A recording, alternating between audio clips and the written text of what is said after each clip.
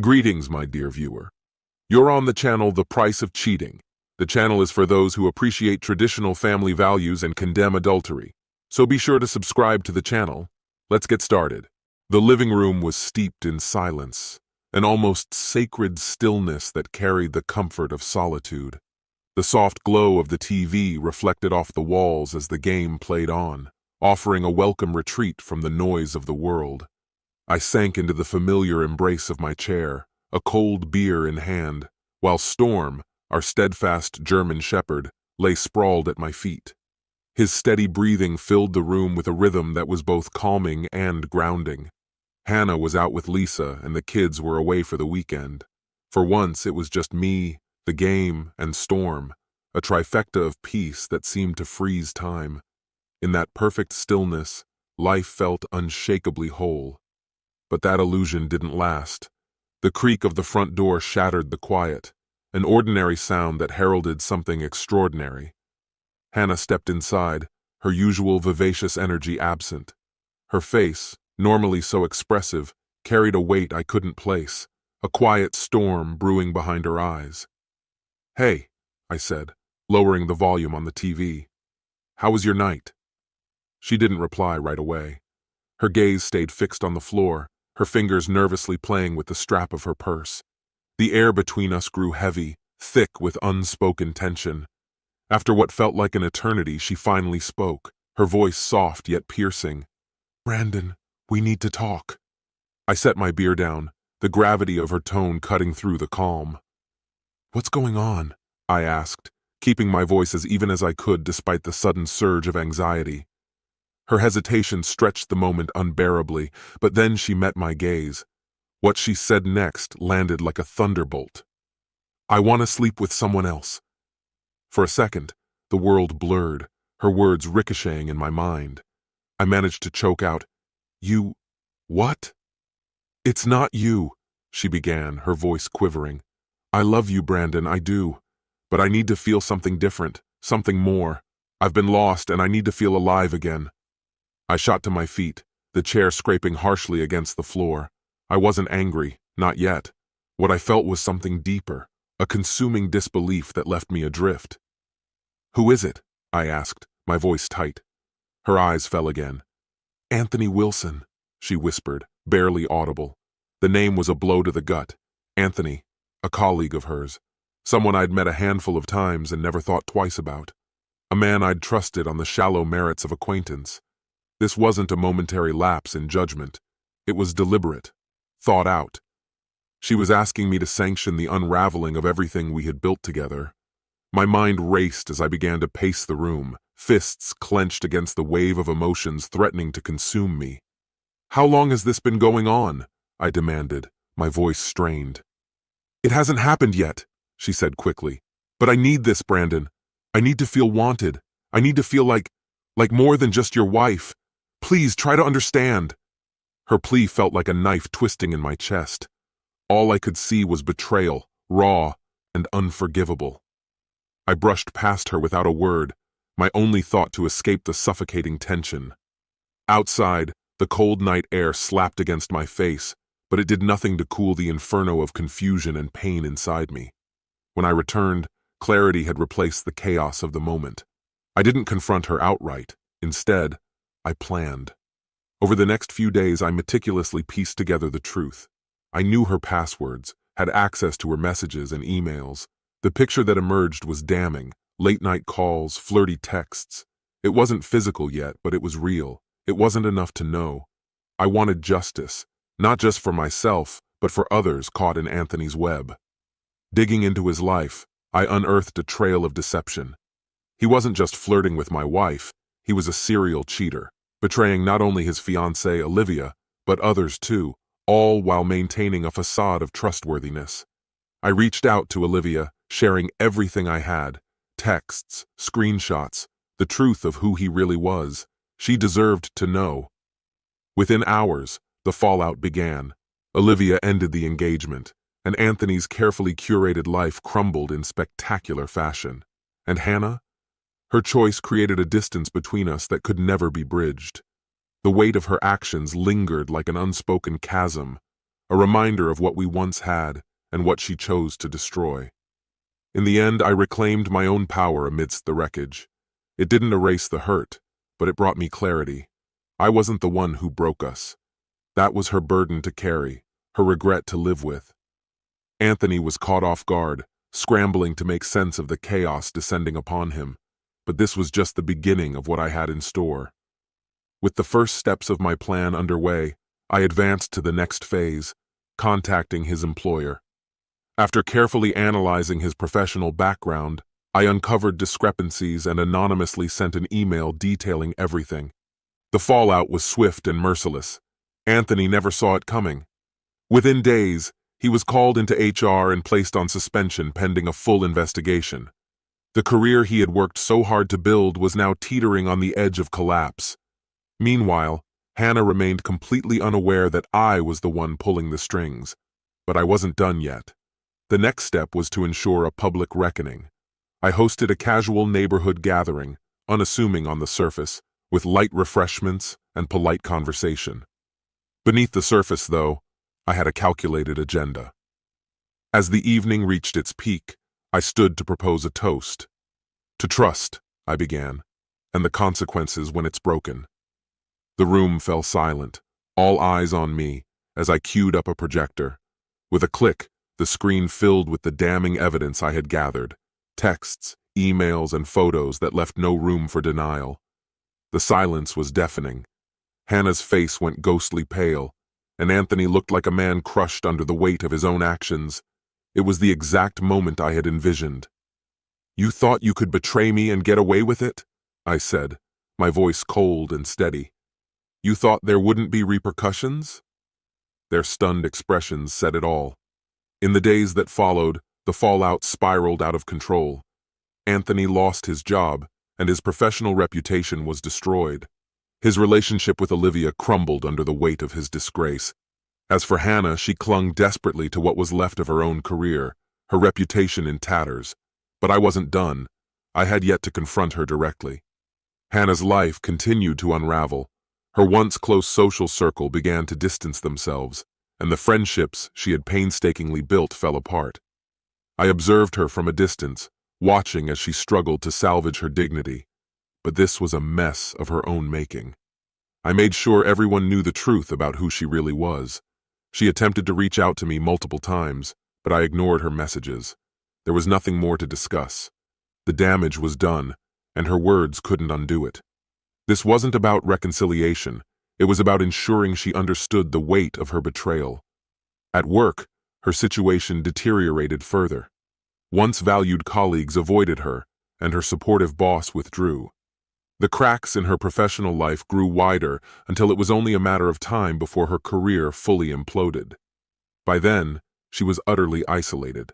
While Hannah's world crumbled, I turned my attention to rebuilding my own life. I invested my energy in launching a business I had long dreamed of starting, finding purpose and satisfaction in moving forward without her. My children became my priority. I wanted them to feel safe and supported amidst the turmoil, ensuring they knew I would always be their rock despite the wreckage of our family. During this period of renewal, I met Kathy. She came into my life through mutual friends, a warm, straightforward woman who saw me for who I had become rather than as a victim of the past. Our connection started as something casual, but as weeks turned into months, it became clear we shared something special. Her steady, calming presence brought a peace I hadn't known in years. For the first time since the divorce, I felt genuinely happy.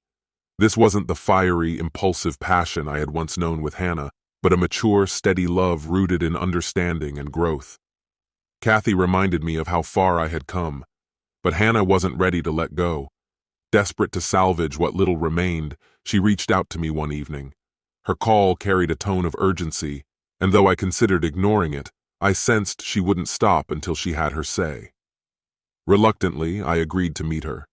We chose a quiet cafe we had once frequented in better times, a setting rich with irony. When I arrived, she was already there, seated in a corner, looking smaller and more vulnerable than I had ever seen her. The confident woman I had once known was gone. "Brandon," she began, her voice trembling, "I know you've moved on, and I know I have no right to ask for anything, but I need you to hear me out." I sat across from her, my arms folded, listening without emotion. The anger I once felt had faded, but forgiveness still seemed an impossibility. "I don't expect you to forgive me," she said, her voice cracking under the weight of her regret. "But I need you to know how sorry I am, for everything. I destroyed what we had because I was selfish and blind. I didn't think about the consequences, for you or for our family." Her words lingered in the air, heavy with remorse. I listened, unmoved. While I recognized her pain, I knew no apology could ever restore what had been lost. Forgiveness, if it ever came, would not be today. For now, all I could do was let her words hang as a testament to the choices that had brought us here. "Not now, Brandon. I can't make this right." Her voice trembled, strained by the weight of her guilt. "I'll never forgive myself for what I've done." Tears broke free and streaked down her face, but I remained impassive. She had made her choices, and now she had to live with the consequences. Rising from my chair, I spoke with quiet resolve. "You should leave. There's nothing left to say." In the months that followed, Hannah made every effort to reconnect. She left messages, voicemails, even sent friends to intercede on her behalf, but it didn't matter. I ignored it all. I didn't need explanations, I had moved forward. Yet I clung to one lingering thought, her reckoning. Anthony. One calm evening, I sent a brief message to Olivia. "Anthony isn't who you think he is. The truth is out there, just so you know." Olivia had moved on, but I couldn't let Anthony waltz into another life without facing the truth. As time passed, my life settled into something steady and peaceful. My connection with Kathy deepened, giving me a second chance at love. Healing wasn't immediate, but gradually, the sting of the past softened. Hannah had tried to mend what she had broken, but her remorse came too late. The damage was irreparable, and I no longer needed her in my life. I found fulfillment in my children, a flourishing business, and a partner who loved me for the person I had become, not the man I once was. Yet, even as life fell into place, a faint restlessness lingered. Over a year had passed since that fateful night, when Hannah and Anthony's betrayal shattered my world. Though I had rebuilt, a faint thread of unresolved tension gnawed at me. Occasionally, whispers about Hannah reached me. Her life was unraveling, her career on the brink, her friendships crumbling. Those who once trusted her now kept their distance, burdened by her betrayal. Guilt seemed to be her constant companion. Through mutual connections, I heard about her decline. I didn't take pleasure in it, but a cold satisfaction came from knowing she had reaped what she had sown. One gray afternoon, my phone buzzed. Her name flashed on the screen, and for the first time, it didn't stir anger or pain. Instead, I felt an odd detachment. I answered, my voice steady. "Hi, Brandon," she began, her tone tentative and raw, stripped of its former bravado. "I need to see you. I can't keep going like this." Her words sparked something unnameable, perhaps the need for closure, not revenge. "Where?" I asked simply. She mentioned a small cafe I'd never been to. I agreed, not with any hope for reconciliation, but to finally hear her own the destruction she'd caused. I arrived early, needing space to collect my thoughts. When I spotted her at a corner table, I hardly recognized her.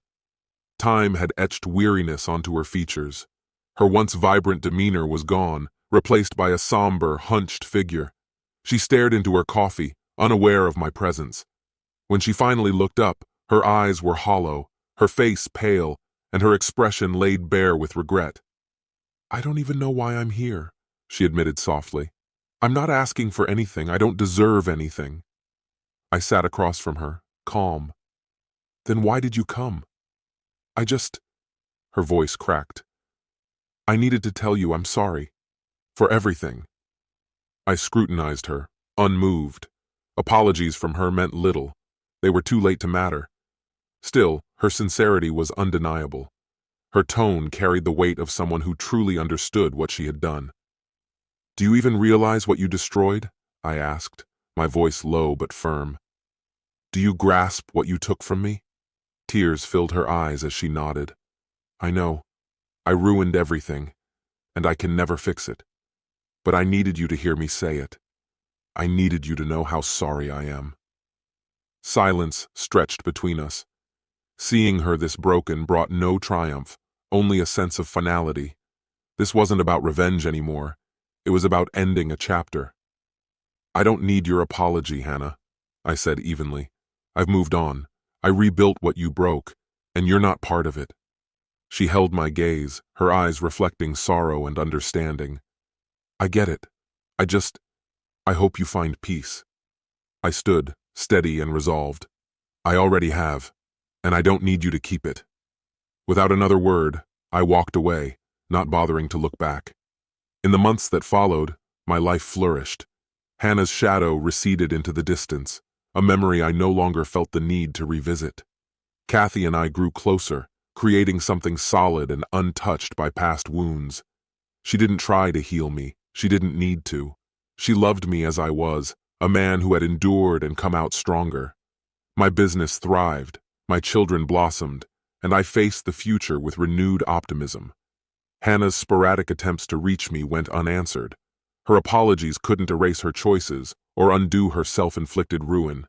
I had reclaimed my life, transforming myself into someone resilient and self-assured.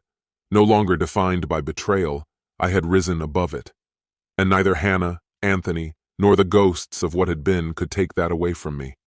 This concludes the story. If you like it, then put your powerful like and subscribe to the channel. She said it calmly, almost indifferently, as if there had never been years between them. No vows, no shared life.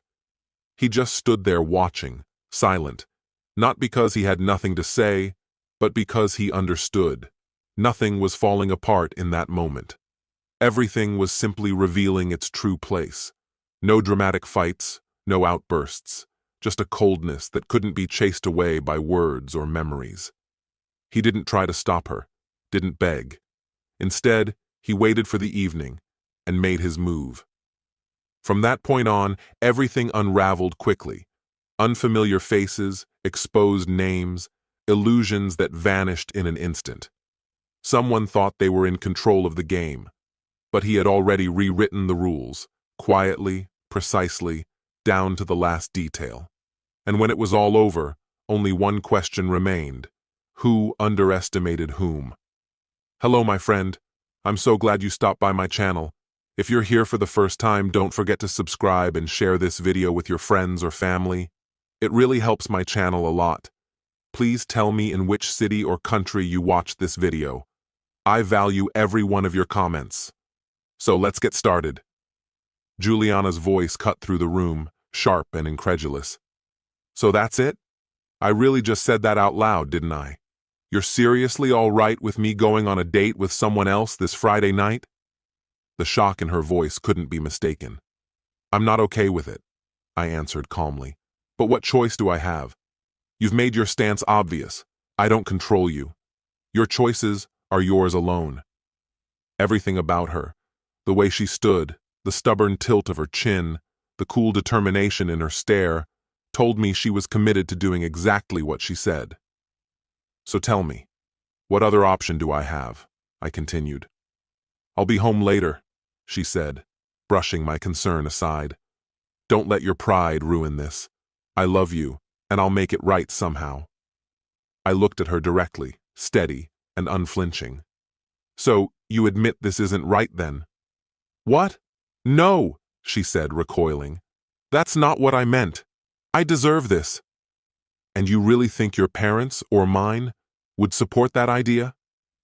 Her eyes dropped to the floor. She didn't answer. That silence was louder than any confession. I let it hang there between us, long enough to watch the conflict playing across her face.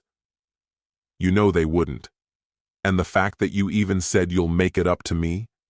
That's your conscience speaking. When did I ever say that? She snapped, suddenly defensive.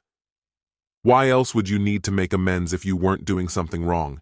If it were just dinner or a spa appointment, there'd be nothing to make up for. But it's not. And you know it. That's why, whether you want to admit it or not, this is a breach of morality. Her voice trembled as she spoke. But you said I could go. No, I said firmly. I didn't give you permission. I said I wouldn't physically stop you.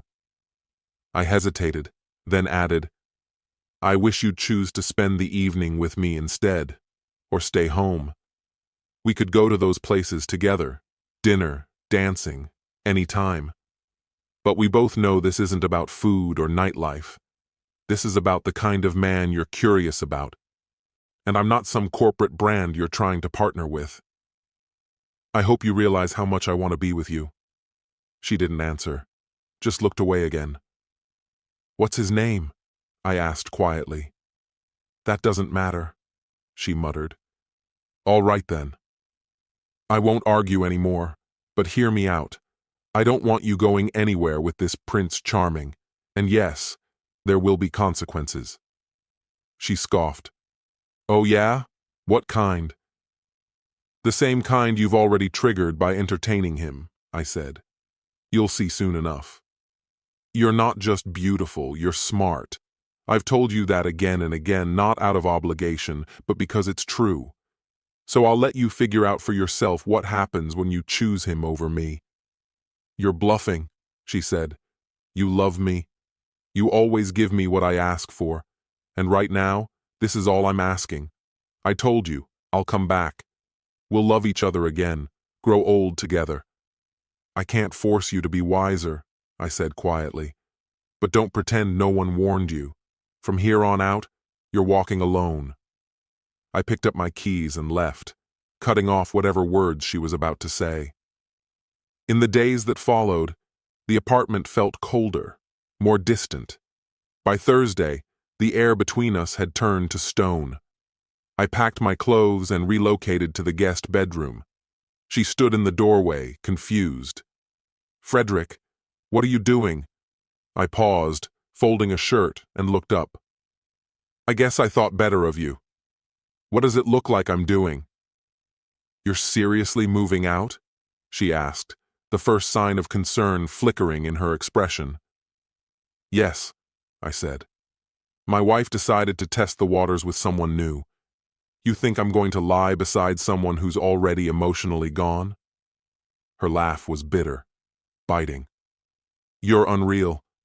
Acting like some heartbroken schoolboy just because your ego got dented. I didn't reply, just walked over to the guest closet and began hanging my things. Oh, I see, she sneered. Silent treatment for the villainess. That's your big move? Pathetic. All I said was one word: consequences. She couldn't claim surprise, not after everything. That Friday, I left the office early and stopped by a sleek unisex salon. Got a sharp haircut, a close shave with a straight razor, and a clean, subtle manicure. No gloss. Next door, I picked up a crisp dress shirt, tailored slacks, and a fitted jacket from a boutique. I considered shoes, but passed. New ones are no good for dancing. On the way home, I had the truck detailed until it gleamed. Back at the apartment, I showered thoroughly. Somewhere in the distance, I heard her return and head to her own bathroom. I went downstairs and sat in the living room. About 30 minutes later, she descended the stairs in a sleek black dress I'd never seen before, with a neckline that made a statement. She paused at the bottom step, clearly waiting for my reaction. When I said nothing, she looked again. This time her eyes widened slightly. Damn, you look amazing. Where are you going? Out, I said flatly. I mirrored her earlier tone with intentional sarcasm. What? Did you think I'd just sit here all night, bored and waiting like a loyal little doormat until Her Highness decided to return? I shook my head as I opened the garage door. And to think, I once believed you had good instincts. Fascinating how wrong I was. I didn't want to leave Marissa waiting. Grinning to myself, I slid behind the wheel of my spotless truck, just as her voice rang out behind me. Sharp, teasing, direct hit. That night, we found ourselves nestled into a quiet little wine lounge known for its low light and inviting charm. Gentle piano music floated through the space, mingling with the clink of glasses and quiet laughter. On the weekends, couples danced. Tonight, We just sat close and let the music speak for us. Marissa laughed at my jokes with an ease that felt rare, her laughter ringing out like a song I didn't realize I'd been missing. It's one of those universal truths. Nothing beats the warmth of a woman who truly gets your humor. The connection between us, which had started with innocent conversations in the office, bloomed effortlessly. There were soft, fleeting touches, fingers brushing, a kiss at the corner of my mouth, her breath near my ear, that carried a dangerous thrill. And yet, we both knew the boundaries. I was still a married man, after all. So we danced along that invisible line, never quite crossing it, but getting awfully close. Time slipped by as we sipped our drinks, our eyes often lingering longer than they should, saying what we didn't dare speak aloud. When I dropped her off, Marissa left her signature with playful mischief, a hint of perfume dabbed on my collar, lipstick smeared just enough to be noticed. She pressed a quick kiss to my cheek, then murmured with a wink, "Go get 'em, Tiger." We both chuckled, and I drove off into the night.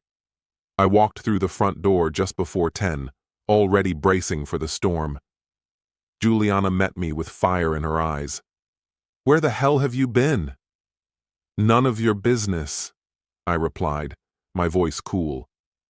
"You don't fill me in when you sneak off with your mystery man."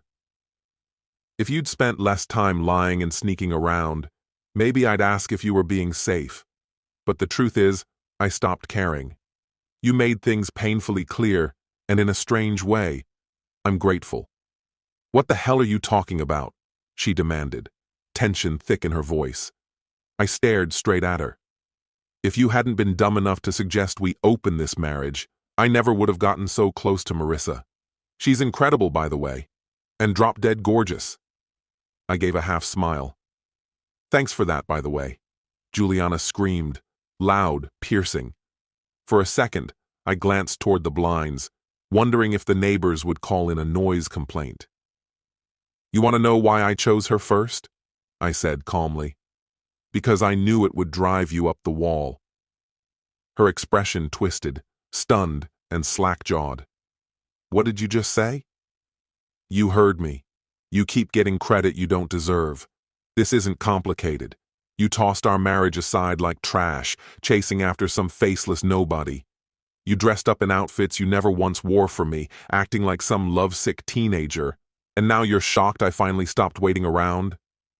"You made the rules," I said evenly. "I just followed them. Only difference is, I was upfront about what I was doing. You? You can't even say his name. That's either guilt, shame, or both. So tell me, genius, what exactly are you crying about?" Her eyes flared, but I could already see the cracks forming. Her lips trembled. I kept going. "Let me guess. Jeremy Radcliffe wasn't the Prince Charming you pictured?" She gasped, covering her mouth as if to stop herself from sobbing. "How do you know about Jeremy?" she whispered. I shifted my tone, mocking. "Let's hear it for our contestant. She's just now catching on." "Use your brain, Juliana.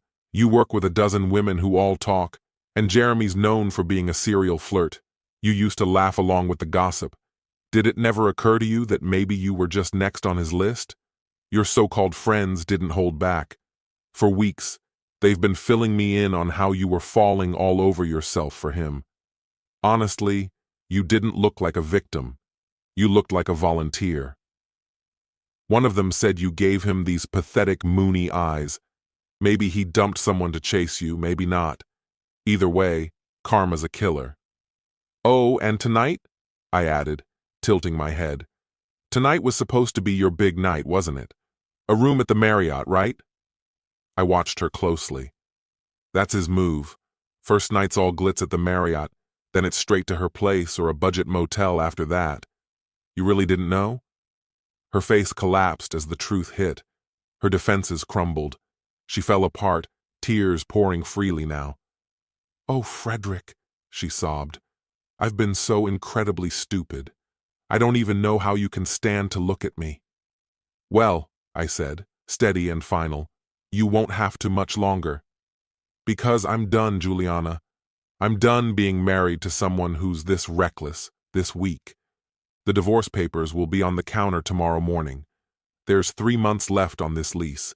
It's a rental, so decide if you want to stay or move on." Her voice was barely audible. "Where will you go?" "Marissa offered me a room at her place," I told her. "It's technically her home office, but it'll do for now. Once the divorce is finalized, she wants to talk about what's next. It's promising." "I'm actually looking forward to the future," I continued. "And don't worry, we'll split everything evenly. You can sleep with whoever you want. No guilt, no questions. You won't have to worry about disappointing your boring husband ever again. Just hope Jeremy was worth it." Epilogue. Eventually, I ended up talking with a few other guys whose wives also got reeled in by Jeremy, Mr. Smooth Talker. Turns out I wasn't alone.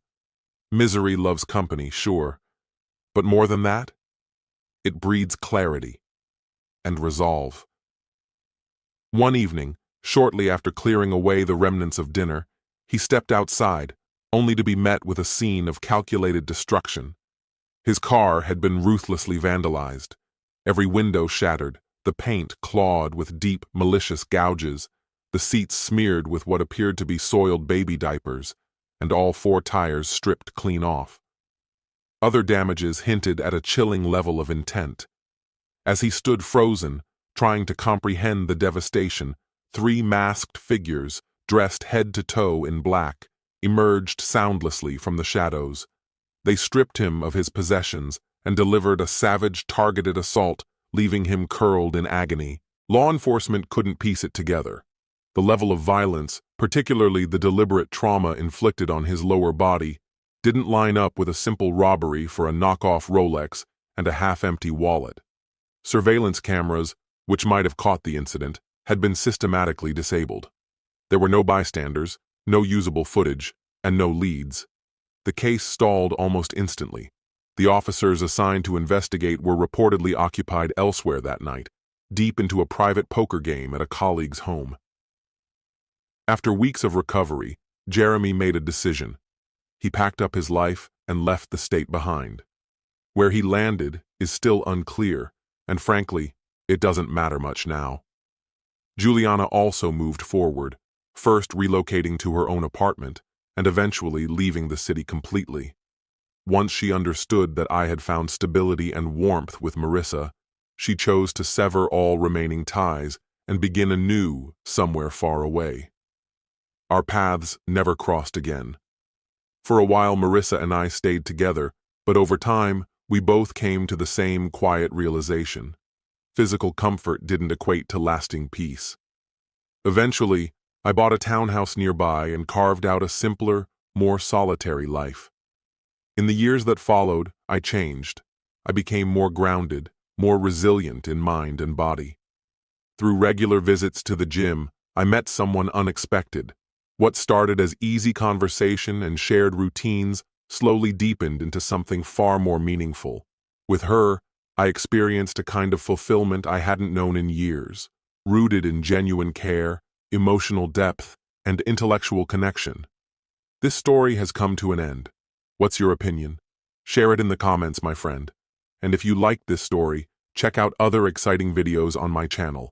I'll say goodbye until the next video. See you.